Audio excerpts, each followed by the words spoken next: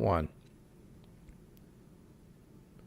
Welcome to Dodgers Dogs. As part of the Dodgers Daily Network, I have no idea what I just saw. I just know the Dodgers won. I know Freddie Freeman is an absolute badass. Beyond that, we've got a hell of a lot to talk about, Mark. Man, my head is swimming right now. Wow. Yeah. Wow. Right. Did the Dodgers win? Hey, can you please confirm with me, did the Dodgers actually win tonight? By the skin of their teeth, I'd say. You know, like I told you guys, I mean, we were talking to each other in our group during the game, and man, they're trying to give me a heart attack. I swear, I was telling them I should have been drinking. I wasn't drinking, but maybe that would have made it less stressful. It was like, oh my god. Okay, boy. damn it. Okay, damn it. All right. Hey, this is going to be a little bit no holds barred because that was a crazy ass game, and this is a post game, and we're trying to win a World Series, right? So yeah. Hang with me here for a second. A lot to unpack you know one. how much I love Dave Roberts, okay? You know how much I love Dave Roberts. Mm-hmm. But he screwed that thing up every which way except for Sunday, man. I mean, he could not have screwed that ninth inning up any worse than he possibly did. And it's so baffling because he had been so perfect to that point. He stayed with Emmet Sheehan and just absolutely could not have screwed up the ninth inning any worse. First of all, leave Emmet Sheehan's ass out there, right? Okay, that's the first thing you could have done. Yeah. Number two is, if you are going to take Emmet Sheehan out, then freaking put Roki Sasaki in, who just showed you on Saturday that no moment is too big for him, that he's dominant, and he had a day off in between. I mean, hey, I love Dave. The Dodgers won. I'm so happy about it. He screwed that up every which way but sideways, man. I completely agree with you. And I mean, we were talking about this in the group, and I was like, he's bringing Trinan in. That makes me feel really uncomfortable, you know, and just bring Sasaki in. He's been lights out, you know, and just end this. They need this game. They're totally in the driver's seat, you know, if they win it, which they did, thankfully, despite Robert's ill-advised moves. You know, I usually agree with him, and I feel like I mentioned before, I feel like he's been getting better through the years at his strategy. But I did not agree with bringing Trinan in rather than Sasaki in the ninth at all. I'm not going to sit around and be negative about tonight. The Dodgers won. They went into Philadelphia, the best home field advantage in the major leagues. That's not debatable. That's a fact. They went in and win both games. Right. This is nothing but total positive. So I am not going to sit here. I'm not going to sit here and be an asshole all night. I promise you, and dwell on this. But I said it on today's show.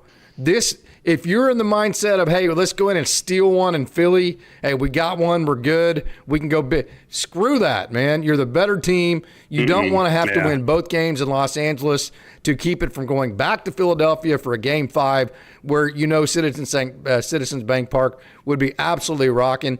So tonight, to me, needed to be approached and treated and managed like it was just as big of a game for the Dodgers as it was the Phillies, and just as big of a game as Game 1. And damn it, this was not a time to see if we can get Blake Trinan right, man. I mean, there's all sorts of different ways of which this was just an absolute drop-the-ball situation. And again, I love Dave. He's great. This is just one situation to where I just can't agree on it all. First of all, it's either Sasaki or Sheehan. That's number one.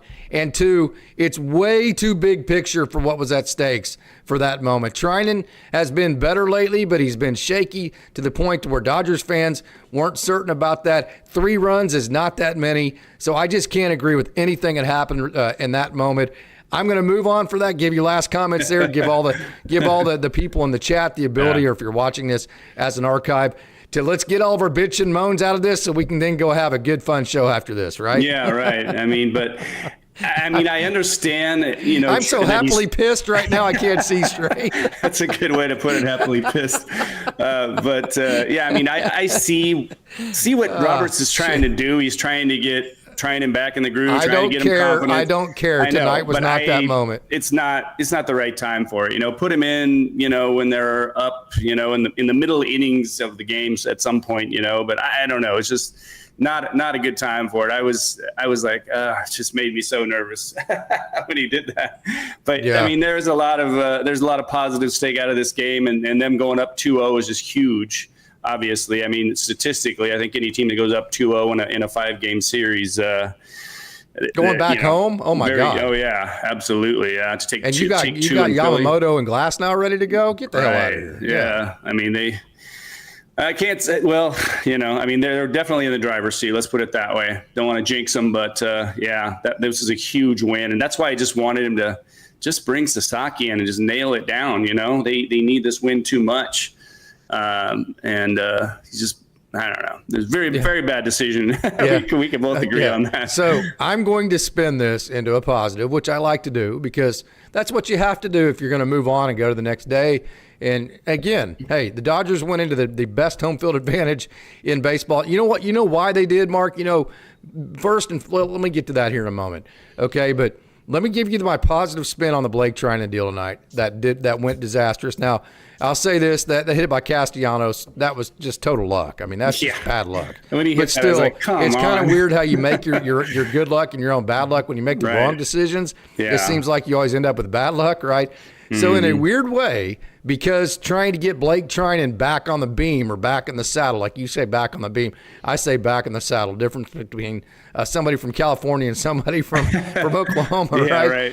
In a weird way, though, does that make you think if you're Dave Roberts, well, I can't put Tanner Scott out there right now because we've shown that we don't have time to try to get people right at this moment. Is there any way that you also crossed the finish line of Tanner Scott too as you eliminated Blake Trinan there? Yeah, do you mean like he's more apt to put Trinan? No, like less apt now because the Trinan deal, trying to get Trinan back to going, didn't work. So okay, well that didn't work, so I can't risk trying to get Scott going in a game down the future. So is there any way that eliminates Scott because the Trinan deal didn't work? Do I have too big of a tinfoil hat on? I think you might be onto something there. I think you'd be less likely to put Tanner Scott in now after that. And I've been wondering honestly, what is Tanner Scott doing on the roster a little bit, because I think the trust level in him is so low. I mean, if they fall way behind or get way ahead, I guess, he can throw him in there and see what he can do. But I almost wonder if somebody else might have filled that spot more. Reliably. Robo is the first guy that I thought of. Yeah. So here's another thing. And hey, I keep saying this. I keep lying. Sorry. I'm so fired up. My brain's going to be scattered. I'm going to end up here. I'm going to end up there. I'm going to end up here. So that's being the case. You're just going to have to deal with. I'm probably going to be very annoying tonight because I'm so happily pissed right now. I can't see straight. Right. Okay. So how many times have we said Dave is going to go to his guys? He is going to go to his guys, and if you don't want Dave to go to his guys, you got to leave him off the roster, right? I mean, this is just another example. As much as on this channel, we all love Dave, but we have warned over and over and over. Last negative thing I'm going to say about tonight, I promise, because, again, huge achievement. But if you're going to put Dave's guys on the roster, he is going to use them. This is the latest example. I mean, I guess, as a manager, you have to have confidence in your players, to an extent. And Roberts probably is a little overboard in that way that he continues to show confidence in guys even after he shouldn't. And tonight is a classic case of that.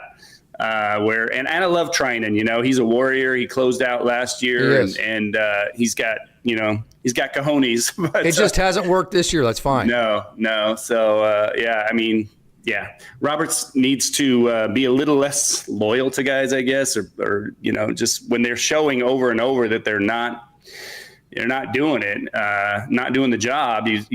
Sasaki he's been lights out, like we talked about. Just bring him in, or leave Sheehan in. Either way, I was all for leaving Sheehan in at that moment. And then if Sheehan got in trouble, bring in. And here's why. Because Sheehan, this is why Emmet Sheehan was the perfect person to bring in the situation the Dodgers were in. 4-1 lead. You have a 3-run lead. You have 3 innings left. What is the first thing that, if you're in 10 and under, first year of coach pitch, all the way up to the Dodgers versus the Phillies tonight on the biggest stage you could possibly have. What's the one thing that a pitching coach and a manager is going to tell a pitcher first? Well, throw strikes. Absolutely. Well, no duh. No shit, Sherlock, right? That's what a pitcher is going to say back. Yeah. And here's the problem with that is if you just go out, we saw it with Blake Trinan. If you just go out and you're not able to locate, you're not able to beat hitters in the zone, a team like Philly's just going to hit you especially if they know that you have to throw strikes. If your goal is to throw strikes, they get aggressive and they start swinging the bat. That's not a great game plan just to say, hey, go throw strikes against a team like Philadelphia, because they can freaking hit, and they can also hit the long ball. So, I mean, you can give up a 4 spot. What we saw tonight, I mean, the Dodgers could have easily given up a 3 to 4 spot in like 3 minutes, right? I mean, it goes that fast against a team like Philadelphia. Absolutely. So why Emmet Sheehan is so perfect in a situation with like a 3-run lead is that he beats hitters while he is throwing strikes. Like while Blake Snell is having to get chased, and he's having to get guys to chase that changeup and the curveball and the slider for swing and miss. What Emmet Sheehan does is he throws that ride and run 4-seam, he throws the changeup, and he throws the slider in the zone for strikes, and he comfortably beats hitters like Bryce Harper. He beat Bryce Harper. He beat Kyle Schwarber with pitches that are in the zone. So he can accomplish throwing strikes, which is what you want to do with a 4-1 lead, while also not getting hit. That's why he's the perfect guy to have in the game. That's why there is absolutely no reason whatsoever to take Emmet Sheehan out of that situation. That's just the way I see that. Yeah, I mean, it's a good point. Treinen does kind of need guys to chase pitches out of the zone to be really effective. And the Phillies have some disciplined hitters, that don't tend to chase pitches out of the zone as much. And Sheehan really showed me something tonight, punching out Schwarber and then getting Harper to pop up in that situation. I mean, he was nails, he showed me something there, and I love to see that. He deserves some big kudos for that performance. Okay, so how many times do you have a lead and like you add on to it, and that add-on doesn't feel like a big deal? It just kind of feels like fun. Well, how big did that RBI? We have this in the comment here. These are some great. This is why Dodgers Dawgs, not the best, not the biggest lobby for baseball talk, but the absolute best baseball talk on earth. There's no doubt about it. Right. I mean, just the most intelligent. So, I mean, sometimes you add on, especially like when it goes from 2 to 3 or 3 to 4, and you're like, hey, that was fun. But you never realize at the time, and you're cruising, Emmet Sheehan's cruising, Blake Snell's cruised, that, Citizens Bank Park is freaking booing the Phillies, that kind of deal. Mm-hmm. And so you never know when that add-on run actually is going to be the winning run of the game. So with everything, the way it played out, how huge was that RBI base hit from Shohei Ohtani, of which, like in the chat we have said here, I don't ever want to hear anybody ever say that Shohei Ohtani is not clutch. Get the hell out of here. Now I will say this, Mark. Whenever he gave up the 3 spot on Saturday night, I will say that I backed up a little bit and went, okay. Well, I think as great as Ohtani is, he's never won a playoff game. We're just going to kind of see what he's made out of here on the bump, right? I honestly will say that I kind of went through those emotions with him pitching, but he came through after that. He retired the next 7 out of the last 9 hitters, 6 in a row after that. He shoved it long enough for the Dodgers to come back and win that game. He got the game-winning RBI tonight. I'm not listening to anybody who says Shohei Ohtani, A, isn't the greatest player ever to play the game, and B, isn't clutch. If you can tell, I'm very dramatic tonight because I'm excited as hell. Yeah, I mean, Shohei, he's shown over and over. He's in big moments. He's just stepped up and made a great hit or had a great pitching performance, or he seems to like rise to the occasion a lot of times, whether it be like All-Star game or playoff games like this. He's had some big hits, and I was talking to a friend tonight. A lot of players, a good success rate is 30%, 300. And a lot of these guys, they're not going to get hits all the time, especially in the clutch against very good pitchers. They're facing the best pitchers in the playoffs. And so Shohei Ohtani's getting the best pitches that the other pitcher has every time he's at the plate. And Ohtani, I mean, I got to admit, he looks kind of lost at times at the plate with his swing, but he takes some awkward swings at times. But I mean, you can even look up his clutch stats on Baseball Reference or what have you, and it'll show that he's definitely one of the best clutch hitters in the game, no doubt. Coach Holt, we threw out a chat, hey, who wants to join? And Coach Holt wanted to, but he's 6 sheets to the wind, right? He's enjoyed a couple of drinks watching the Dodgers win tonight, so he had to hard pass on this one, although he would have loved to come on and been super excited about that. Yeah. So we'll get Coach Holt here before too long. Okay, hey, you're my therapist when it comes to Teo Hernandez. He drives my ass completely insane, okay? I mean, he gets thrown out of second base trying to stretch it into after he stumbles, after he doesn't hustle out of the box, after he does, but yet then he comes up with a big base hit to right center to start the big 3 or whatever run rally it was to give the what was it, a 4-run rally? Was it? Did they score all the runs in the same inning? Yeah, they did. I think they scored all 4. The 4-run rally. The only inning the Dodgers scored, the 7th inning, the 4-run rally. He started that with a base hit again, opposite field. And so it's like he's always in the middle of all the good stuff offensively, and he always does something either defensively or on the bases that just pisses you off. It's like, damn, dude. I mean, it is one of those schizophrenic deals in my mind to where I'm just constantly fighting, not wanting to be mad at him, not wanting to be pissed at him, because you love him, because you know he's going to come up big. Yeah, I mean, I've been wondering, honestly, and I've been having this discussion with different people, that is he hurt? Because, on that ball yesterday, or not yesterday, but the day before, it was hitting the gap there that he didn't get over there and cut it off and resulted in a triple. I was wondering, is he injured? And then sometimes he kind of doesn't run hard to first base. And I'm thinking, okay, they would probably bench him if he was dogging it. So I leads me to believe that maybe he has some type of injury. But then coming into the plate, he hustled from third base. He had some good hustle, and he got in there and slid into the plate, which was impressive. Which shows that he's not hurt. Yeah, this is just lapse of concentration, man. I'm sorry, it is. I'm not going to say he's not hustling. I'm just going to say that he comes in and out of concentration levels, I think. Yeah, I mean, maybe it is that. I mean, judging by the way he ran into the plate and the fact that he went for 2 on that ball makes me believe that he's not injured. So that's surprising to me, because he doesn't seem like the type of guy who would dog it or have those lapses of concentration, as you put it. So. I mean, he's been big, in these playoff series, in the postseason. You just have to put up with it. You just got to eat it, Last year and this year.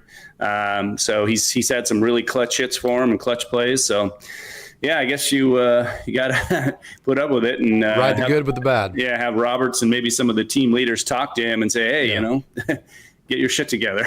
Yeah, no doubt. So I learned this a long time ago when I was young, back when I was full of a lot more piss and vinegar than I am now, which, if you can believe that, right? Yeah. So my starting pitcher, we were winning the game like 3-1, okay? And it was the top of the 7th inning, and my starting pitcher did exactly what Teo did tonight. He kind of barely got out of the box, stumbled around first base, got thrown out of second base. We end up getting like 2 hits after that, don't score, okay? And in between innings, Mark, I just mount this kid's ass. I mean, I mount his ass, right? And shouldn't have done it, right? But I was pissed, man. Okay, so like there's a rule here, like, hey, you play the game hard, it's a hard game. Well, you know me, I'm very positive. Man, we're going to ride together all night long, right? But, man, you don't play the game right, you don't hustle, you hurt your team because you're not all out in it and this and that, then I got problems with that. So, I mean, I mount the kid right in the middle of the diamond, and I distracted him so much that he couldn't throw a strike, right? So I was like, you know what? I had every right to do that, but as a mature adult, what I should have done is probably waited until after the game. So what I did was I just sent negativity into his body. Are you following what I'm saying? Yeah, totally. So whenever somebody does something like that, I know fans want the manager or the coach to go up to that player and start screaming and hollering at him and this and that. But while you're in the middle of a game that you really need that player to come through for you, you can't afford to walk over there, because what's going to happen is he's going to get pissed, and then a couple of his buddies are going to take his side. The next thing you know, you've got negativity throughout your entire dugout.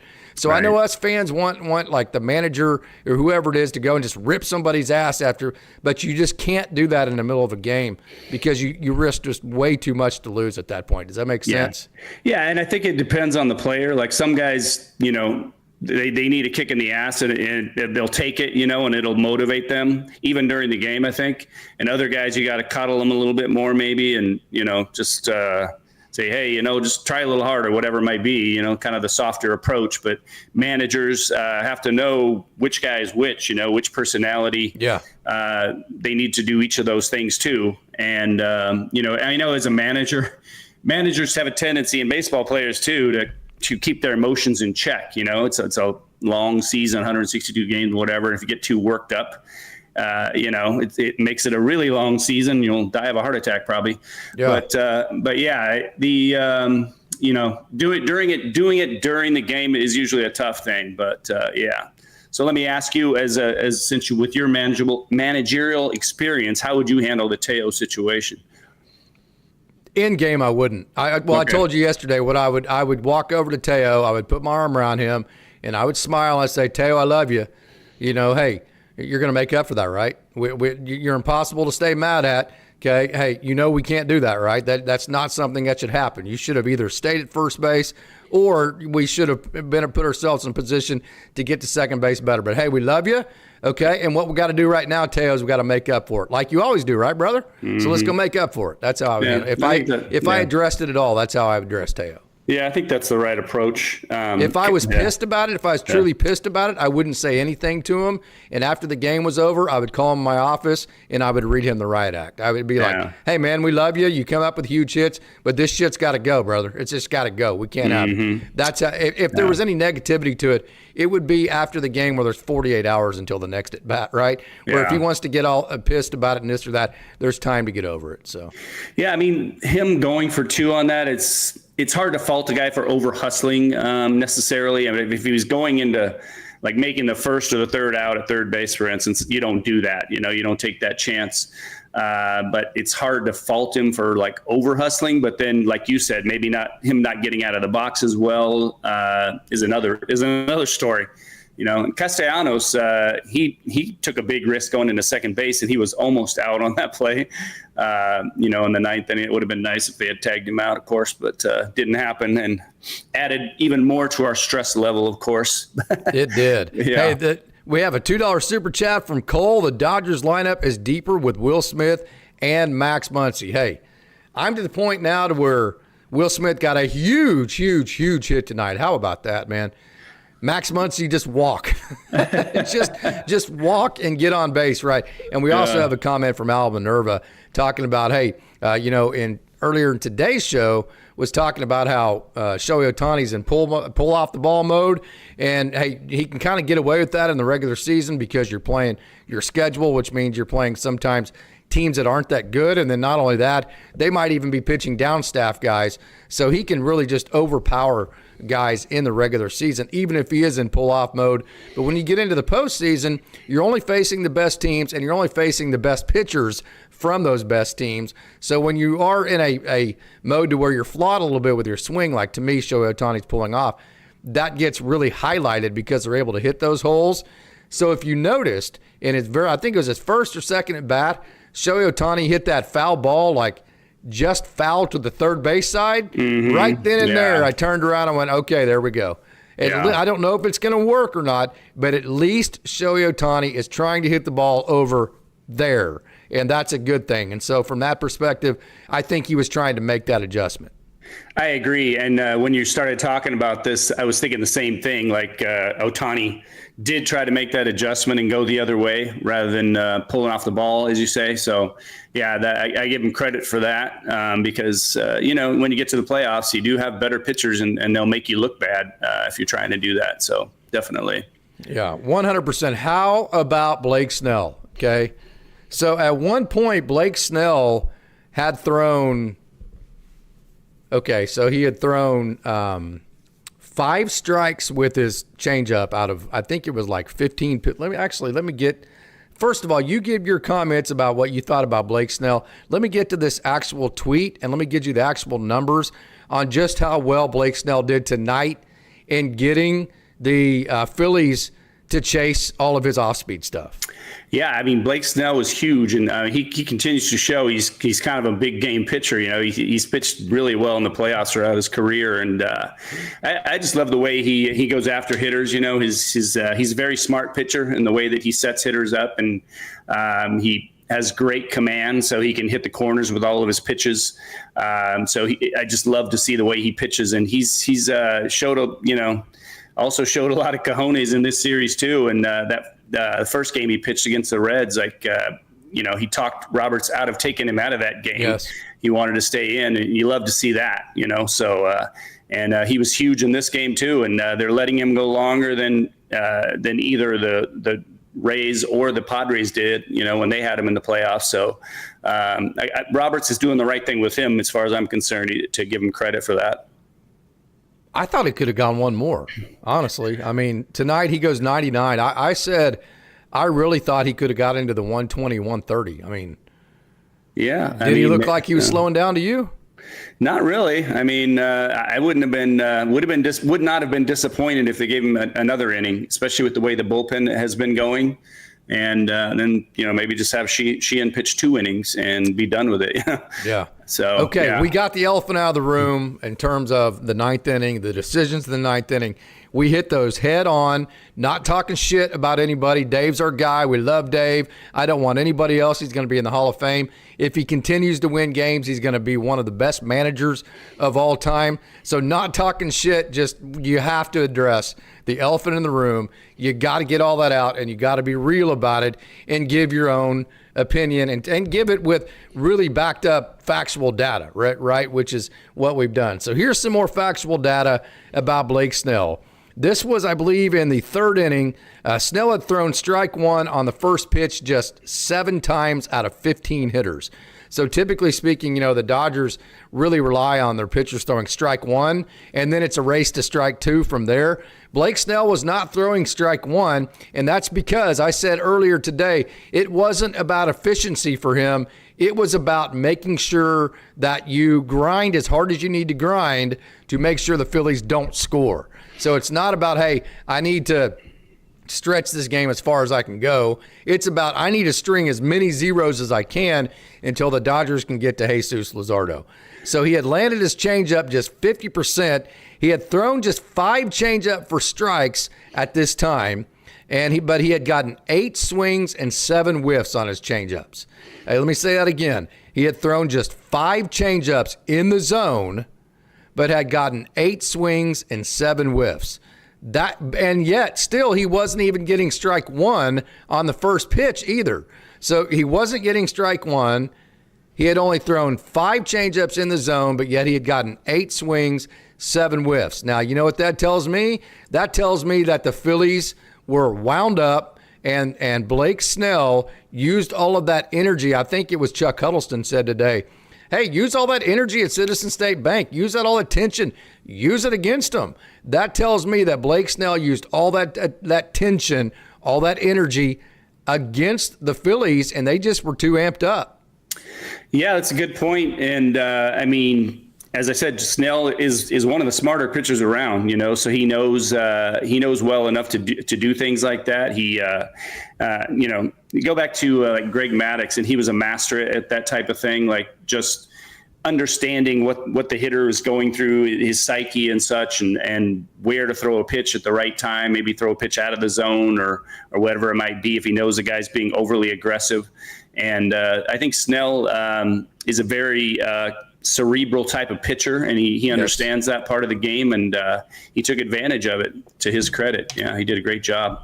What he's not afraid of is to stay patient with the game plan. So, like, if the game plan is to throw changeups low or whatever it may be, even if he throws a couple of balls, even if he hangs one, gives up a hit, even if he walks a guy, he's not like, well, that's not working, I got to do something else, right? He stays with the game plan and continues to try to find the execution because he knows even if he does walk a guy or give up a hit or walk a guy and give up a hit, once he does start executing, the other team's not going to score because they don't hit his stuff once he starts executing. So the patience that Blake Snell shows in committing to his game plan, even if the other team gets a hit or even if he walks a guy, like I think who was it, Stott, I think it was, that he walked like on an 8-pitch at bat to lead off, I think the 3rd inning. He didn't care because he knew, hey, I'm going to continue to hunt for the execution, and then once I find it, even though I did walk a guy, it's not going to matter because they're not going to hit me. He's so patient and so confident in that way. Right. I think it was Marsh actually that walked, but it was a great at bat by him. And then, you know, once you get to the playoffs like this and you face a really good offense, these hitters are much more disciplined. And I mean, that's why what has made them successful during the season is they don't chase pitches as much out of the zone. So, you know, Snell can cruise through some teams who are not as good offensively, but the Phillies, they provide a little bit more of a challenge for him.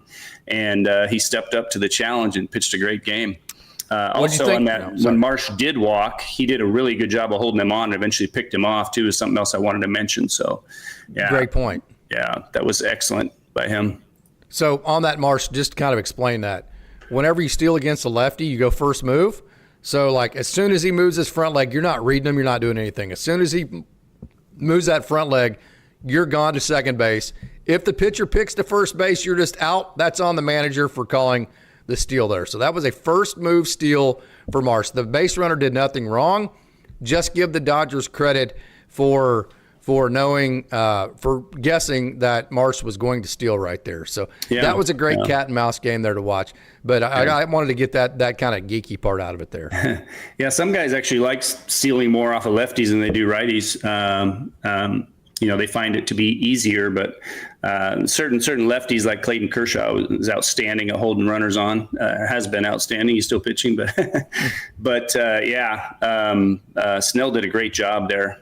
You have to give him a lot of credit for that. He absolutely did. Okay, so Jesus Luzardo, give it up to the man. Hey, we have been wanting this guy in Dodger blue since about 3 years ago. We've been clamoring for him as long as we've been clamoring for Tanner Scott back when they both, about the exact same time when they were both with the Marlins. You know, and we were talking about all the left-handers that they had, the Dodgers could go get. The Dodgers did eventually get one in Tanner Scott. You got to give it up to Jesus Luzardo. It was driving me insane because the one thing you cannot do against Jesus Luzardo is swing at his sweeper, especially when it's low in the zone.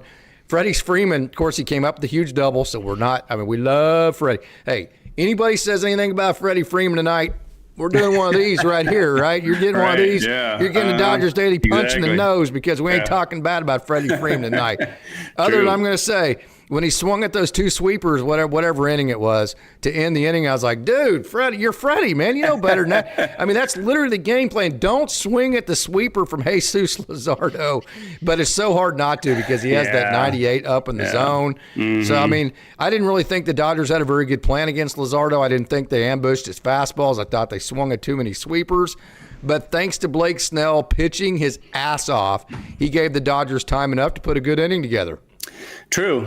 And I mean, Freddie, to his credit, he had a line shot in the first inning that was too close. Castellanos was able to catch it, but I felt it made me nervous when they didn't take advantage in the first inning. They kind of, had Luzardo on the ropes a little bit there and didn't score anything. And it seems to happen all too often when you get a guy, you almost score in the first inning, you get a couple runners on, and then you don't score, then they settle down and they, pitch a great game like Luzardo did. So, they kind of let him off the hook a little bit in the first inning, and then he had a great outing. But you have to give him credit. He pitched a great game, and as you said, it's very, very easier said than done as far as laying off that sweeper of his. So. All right, let's play a game, Mark. Let's play a game. Why are the Dodgers so good? Why do they win so many games? Wow. It's tough to pinpoint one thing, but I think to me, give me all your reasons, and we'll play a game here. To me, the thing that has always set the Dodgers apart is their depth, because they have a ton of talent. Obviously, their lineup is outstanding. They have great starting pitching, etc. But they always have depth. I mean, Friedman is always focused on building a strong 40-man roster, not just a strong 26-man roster.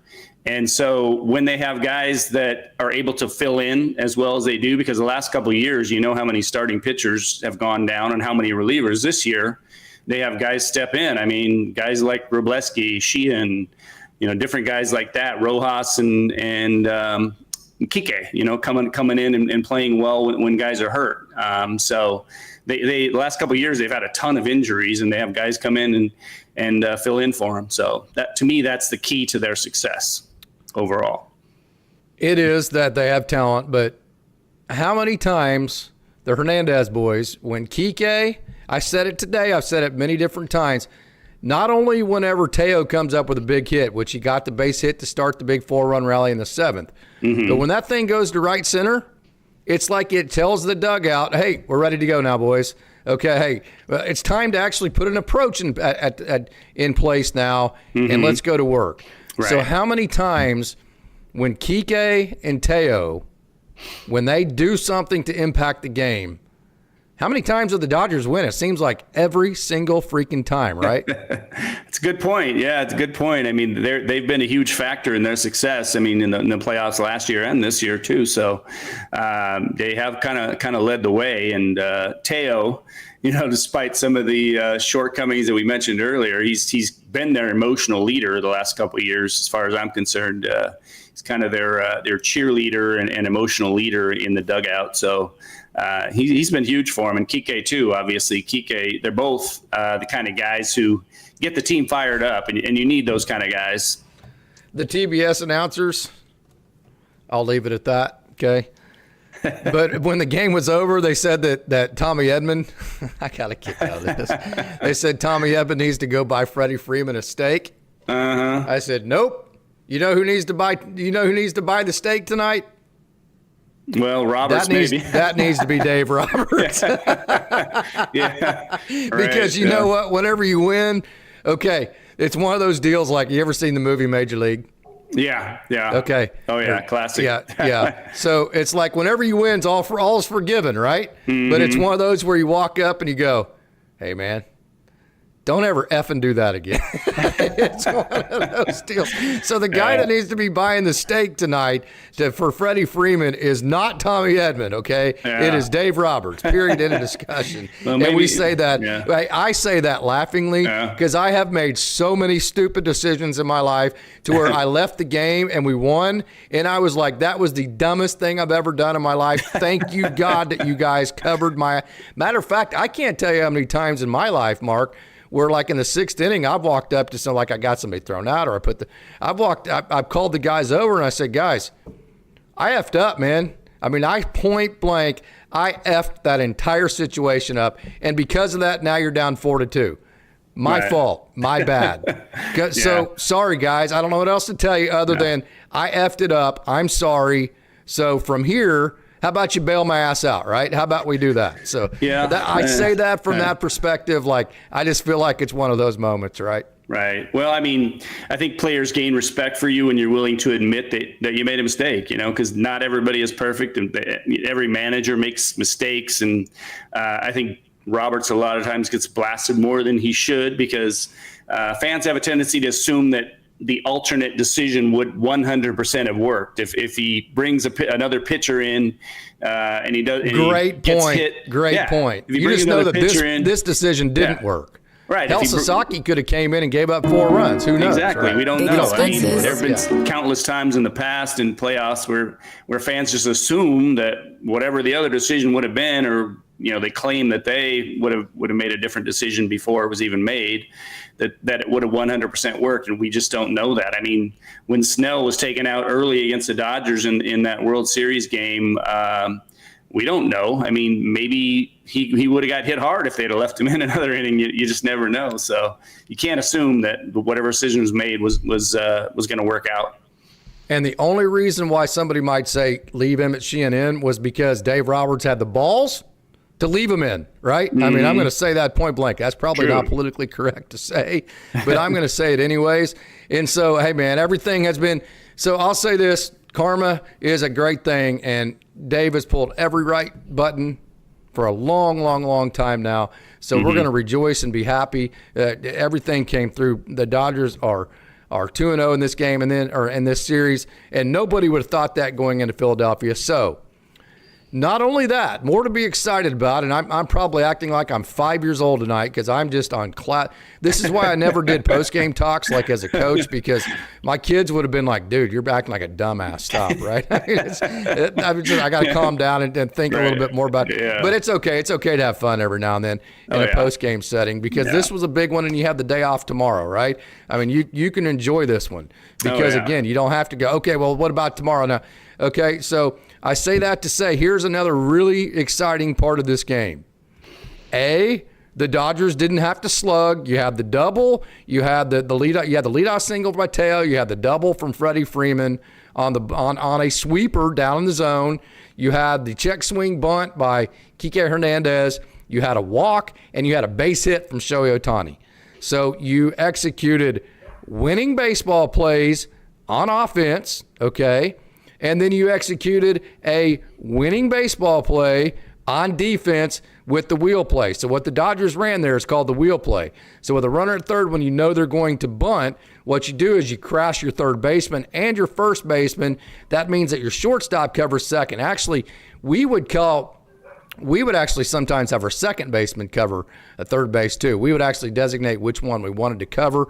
Whoever didn't cover then would cover second base from there. So that's actually called the wheel play. Right. And it was automatic. Okay, it was automatic. If we have the wheel play on, you're automatically throwing the ball to third base. Now, every time we did it at the high school level, we would walk guys to, like in that scenario, we would have walked the hitter at the plate to put a force on at third base, because if you have a force at third base, it's much easier to get that lead runner than having to tag that guy. Right. So if the Dodgers run the wheel play again, I know it would have put the winning run on base, but in my opinion, it's a safer play if you actually make it a force at third base. That's how we've always done it. Right. So that's the wheel play there. So the Dodgers executed winning baseball plays on offense, and they executed a winning baseball play, the wheel play on defense.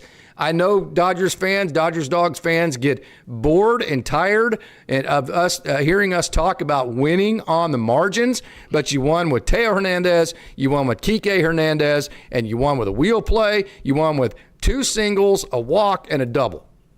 Exactly. You won on the margins. Yeah. Right. Yeah. And fortunately for them, Castellanos didn't get the greatest jump off of second base either, which helped.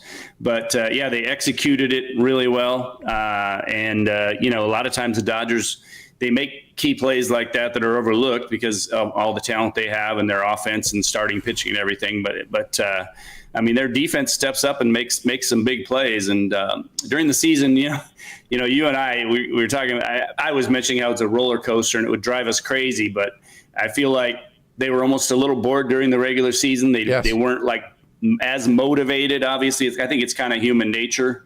But during the playoffs, they really stepped their game up. I mean, they've won all 4 games so far. So got to give them credit for that. They're playing great baseball.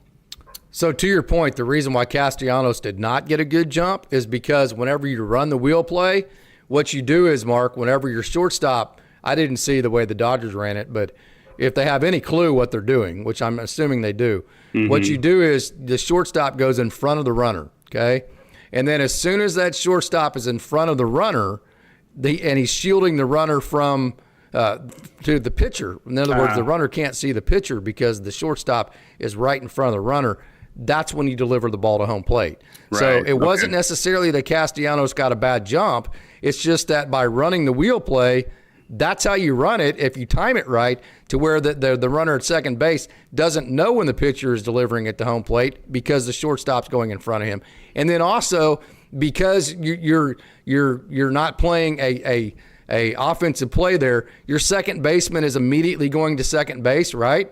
So you have to stay tight to second base because the back pick is in play because your second baseman basically is acting like a first base on the bag because that's where they're going, right? Because you're not going to first base. And the reason why you're not going to first base, you shouldn't be, is because you need that back pick to hold the runner close. And then second, if you're running the wheel play, first base should not be an option. It's automatically third base. Yeah, that makes sense. Being able to hold that second base runner on by, dogging him at the bag, what do they call it, bird dogging or something like that, coming into the bag, and holding him that way. That's another key factor. You're right. So here's a weird aspect of the Dodgers almost giving up the lead tonight. Okay. So if the Dodgers would have just won 4-1, the Phillies were like, we sucked. We didn't play good. Let's regroup and let's head to Los Angeles. Hey, let's try to get hot. And if we get hot, we can win, right? It'd be kind of one of those deals. Oh, yeah.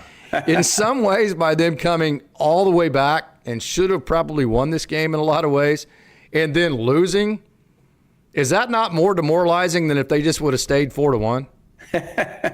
Yeah, I mean, probably. Yeah, I would say so, because, when you get, a lot of times when you get blown out, it's like a lot easier to shake off than when you barely lose like that and just one hit or one play here or there. Like, for instance, if Castellanos had beaten the throw to third base, it could have been a totally different game. So, they're definitely, that was hard for them to take, obviously. And in a way, the pressure is almost more on the Dodgers now to close this out, because if the Phillies might just be playing somewhat loosely, because they're kind of what do they have to lose now? They're down 2-0. They're going to the Dodgers home field. They're supposed to lose, I guess, when you look at it that way. So in a way, it puts a little more pressure on the Dodgers to close it out, I think. So. I've seen Freddie Freeman make some big digs in my life. Mm-hmm. Have you ever seen a replay of that dig you made to end the game, Mark?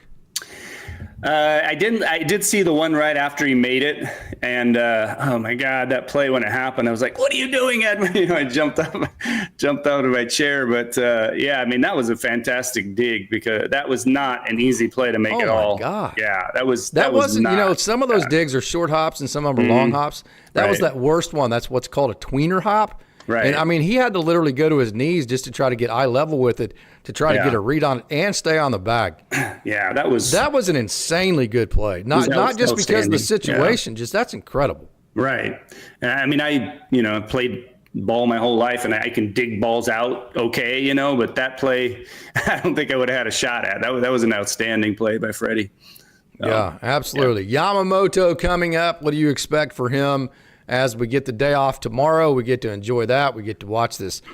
There's, like it's almost like in a tournament. If you would play in a tournament, and if you won your game, especially like if you played early, then you got to sit there and watch everybody else play that day, having won your game, and it was like the most glorious. That Diet Coke just tasted a little bit extra better. The hospitality room tasted better. It was just like a glorious day that you got to sit around with no pressure. You got to watch everybody else play, knowing that you won. So, that's kind of what the Dodgers are doing right now, 2-0 going back home. So what are your expectations for Yamamoto moving forward? Well, I mean, it's going to be a great plane ride home. And as you said, I'm sure they'll be feeling good tomorrow, and getting a day to relax will be nice. But Yamamoto has shown that he's a big game pitcher too. And I expect he's going to come out and pitch a really good game. I wouldn't be surprised if he shuts him out, the way he's pitched in a lot of these games. So, but I wouldn't expect, them to score more than a couple runs at most against him. And I shouldn't jinx him that way, but but he's given us some high expectations with the way he's pitched, in the postseason last year and this year so far. So, yeah, looking forward to seeing him pitch tomorrow, or not tomorrow, but the next day. So this other National League game is insane. The Cubs hit a home run in the first inning, topped the first inning. So before Milwaukee ever even hit, they were losing 3-0.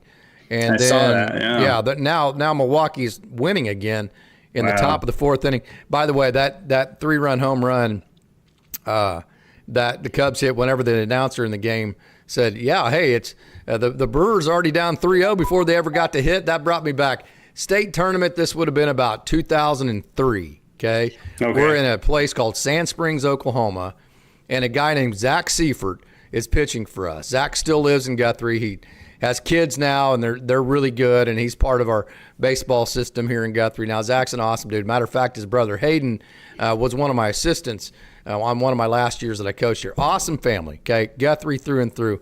Love it's Seiferts, if you're watching, love you. So awesome family, okay?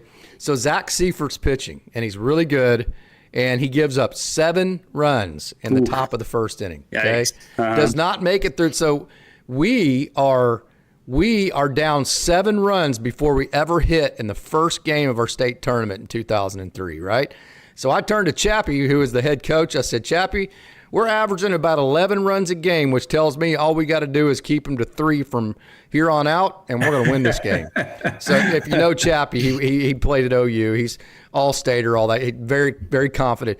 He likes to chirp. Come on, baby, it's going to be a long night. It's going to be a long night. Blue Jays coming back in this game as he's walking around going to third base. So we're going to be hitting all night long, So, okay, so Zach Seifert, he gets taken out of the game having given up 7 runs in the first inning, And in the bottom of the 7th inning, we had came all the way back, and we had a 1-run lead in the bottom of the 7th, and we bring him back in, and he got the last 3 outs to get the save. Wow. He started the game and got to save. How about that? Was that not awesome? That reminds me of something that Shohei Ohtani needs to do sometime. Yeah. Well, I mean, the way the game started for him, I'm sure it could have been a nightmare that he'd be thinking about for years. But it's awesome that he's able to redeem himself that way. Yeah, absolutely. Come back in and Okay. get the save. Dream scenario, Mark. I'm going to eat my cake. No, I had that backwards. I'm going to have my cake, and I'm going to eat it too, okay? I am not afraid to get greedy. We talked about that all this morning. To hell with that, just win one game in Philadelphia. Screw that. Throw that out the window. You're the better team. Win both games in Philadelphia, right? Mm-hmm. Dodgers did that, okay? So I'm going to have my cake, and I'm going to eat it too.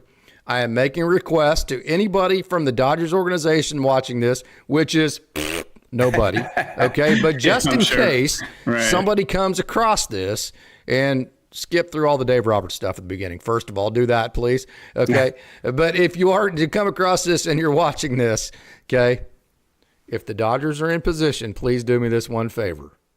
Let Clayton Kershaw get the last 3 outs at Dodger Stadium, please. That's my request. How awesome would that be? I like that idea. Coach Holt is in the house. I like that idea. I mean, if they're up by 1 run, I don't see it happening, but it would be nice. It would be nice. I don't think they can play around with taking a chance on. I mean, if they're up by 1 in the 9th inning, bring Sasaki in, please. I mean, it would be great to see Kershaw do that. If they're up by like 5 runs or something, bring him in the last inning to get that last 3 outs. Yeah. Okay, well, I think I've hollered and screamed and cussed and discussed and done just about everything I can through this microphone tonight. I'm still on cloud 9. I still have not come down. It's going to take me a minute.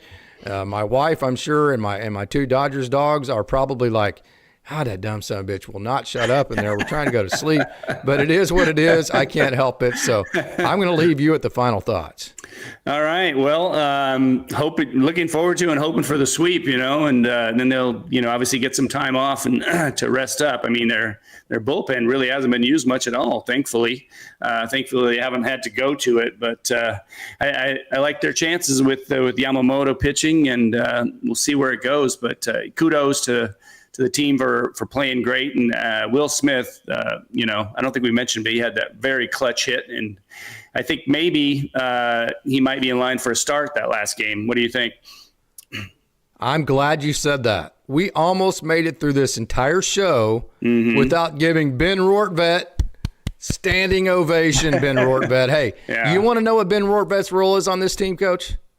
Well, I know. I mean, he handles the pitching staff great. So he's been huge for them.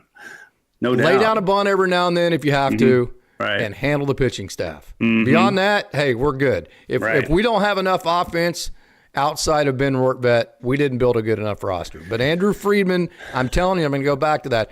Andrew Friedman, before after the wild card, he laid down the law and said, hey, this roster is good, right? I can't remember exactly what he said, but in essence, I'm paraphrasing. He said, we built a roster good enough to win the World Series. We did our job. Now it's time for you guys to do yours, right? And that's just a hell of a message to send.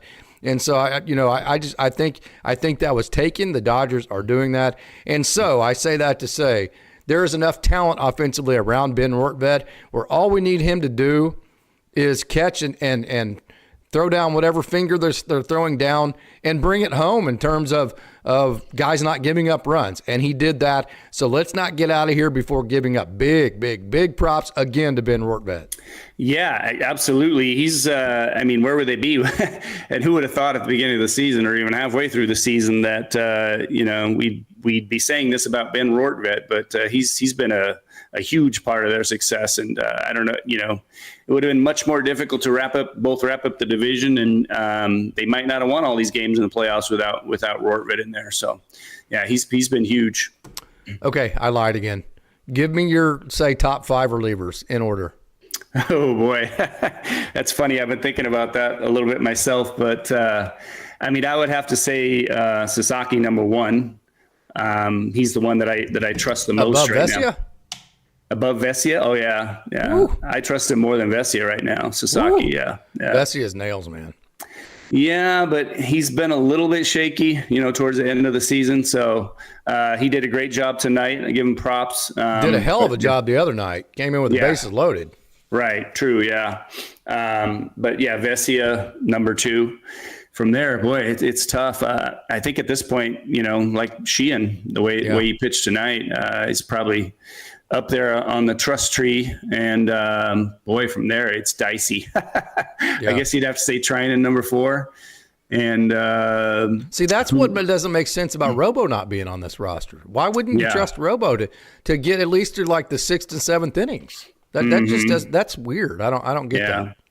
I mean, I would think. They would trust him more than Scott at this point. The way Scott pitched down the stretch. That doesn't make any sense to me. I don't want to bitch and moan about that, but that doesn't make any sense to me. Right. I guess I am bitching and moaning about it now as I say that. But I mean, Scott has the ability to be dominant, but he just hasn't been able. He hasn't shown the ability. So we saw tonight. We don't have time to get people right. We just don't. No, not at this point. No. Yeah, the teams are too good. Milwaukee's a damn good team. I mean, they got down 3-0 and immediately came right back. Okay, so I'm going to finish it with this. Same message I had on today's show at lunch, okay? Do not go into coast mode. Do not go into big picture mode. Treat Game 3 as if it is as big of a game for you as it is the Phillies. Treat Game 3 like it is Game 7 in the World Series. Treat every single game from here. You do not want to, if you extend a series by one game against a team like the Phillies, you never know when they catch fire. And when a team catches fire, there's a lot of times where they start that snowball working downhill and you can't get it stopped. So while you got them fired ablazing, okay, just knock their ass out. Do not give them any chance of getting momentum. Yeah, and the Dodgers are a veteran team. Jack Dreyer has to be number 3. Jack Dreyer, he's a good one, yeah. And then Kershaw. Kershaw's a good one. Well, I thought about Kershaw. And Banda has actually pitched really well the second half of the season, too. So can't discount what he's done either. But, yeah, I mean, the Dodgers are a veteran team, and I don't think they'll let up at all. They better not. But, just, put your foot on their throat while you got them down and finish this out. They really need to do that. So, absolutely. Outstanding. Hey, another thing, the biggest reason why I didn't like Teo trying to take second there, okay? First of all, he was out, okay? Mm-hmm. But beyond just him being out, the biggest reason, there's one reason and one reason only that Hae-Sung Kim is on this roster. You know what it's for? Pinch run. Yeah. He just literally took away the one role that Hae-Sung Kim would have had in this game. That's the only, you literally rostered a player specifically only to pinch run for, and then you allowed Teoscar Hernandez to get thrown out at second base for or even Justin Dean, could have came in and pinch ran too. It would have been Hae-Sung Kim, and then Dean would have went out. Dean was already in the game, wasn't he? No, but what they would have done is they would have ran Hae-Sung Kim, and then they would have entered Justin Dean for Hae-Sung Kim in center field. So it makes sense. Yeah, that's why they have Hae-Sung Kim on the roster, is for that exact scenario. So I think that's something the Dodgers need to discuss is, hey, guys, next time we're in that position, let's not push it because we already have a guy that can steal second base, and we have a guy that we rostered specifically for that situation. So for that very reason, I just didn't think that was a good risk. Yeah, that's a good point too. I would think that they would have brought one of those guys in to pinch run if he had stayed at first base. It would have made a lot of sense, definitely. So. Okay, man, this has been a lot of fun, man. I appreciate you. It's a little bit later for me than it is you. Yeah, but I appreciate you staying up. I really appreciate you dealing with me, hollering and screaming and cussing and discussing and kind of going around the world with my thoughts. So it's been a fun show, man. I like your enthusiasm as always. So. Okay, Mark. Appreciate it. All right. Thanks, Casey. Have a great night. You wonderful Dodgers dogs. Everybody for watching. Yes. You wonderful Dodgers dogs are the best. And as always, it's a great day to be a Dodger.